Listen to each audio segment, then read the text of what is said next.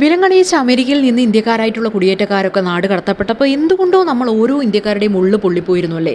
ഇതൊക്കെ മുമ്പും നടന്നതാണല്ലോ എന്നുള്ള പൊള്ള വാക്കുകൾ കൊണ്ട് ആ നാണക്കേടിന് ന്യായീകരണം നിരത്തുന്ന കേന്ദ്ര സർക്കാരിനെ നമ്മൾ കണ്ടു പാർലമെന്റിൽ.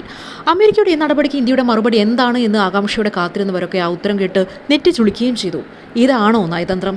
പൗരന്മാരോടുള്ള രാജ്യത്തിന്റെ ഭരണകൂടത്തിന്റെ കടമ പെരുവിരലിനോളം ചെറുതായി പോയി അന്ന്.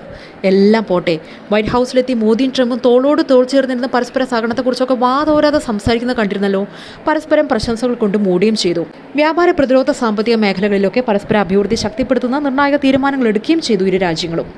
കുടിയേറ്റത്തിൽ അമേരിക്കയുടെ കാഴ്ചപ്പാടും നിലപാടുകളും എന്താണോ അത് തന്നെയാണ് തങ്ങളുടേതെന്ന് തറപ്പിച്ചു പറയുന്ന മോദിയെ നമ്മൾ കണ്ടു. പക്ഷെ കുറ്റവാളികളെ പോലെ ഇന്ത്യക്കാരെ വിലങ്ങണിയിച്ച് കയറ്റിവിടണമായിരുന്നു എന്ന് ഒരു വാക്ക് ചോദിക്കാൻ എന്തുകൊണ്ടോ മോദി മറന്നുപോയി. അല്ലെങ്കിലും അതിനിവിടെ എന്ത് പ്രസക്തിയെന്ന് അദ്ദേഹത്തിന് തോന്നിയതുമാകാം. സൗഹൃദത്തിനും സഹകരണത്തിനും അപ്പുറം സ്വരാഷ്ട്രത്തെ നിന്ദിക്കുന്ന നടപടികൾക്ക് ഏറാമൂളി നിന്നു കൊടുക്കുന്നതും ഒരുതരം വിധേയത്വമാണ്, അടിമത്തമാണ്. അത്രമാത്രമെങ്കിലും മനസ്സിലാക്കിയാൽ നന്ന്.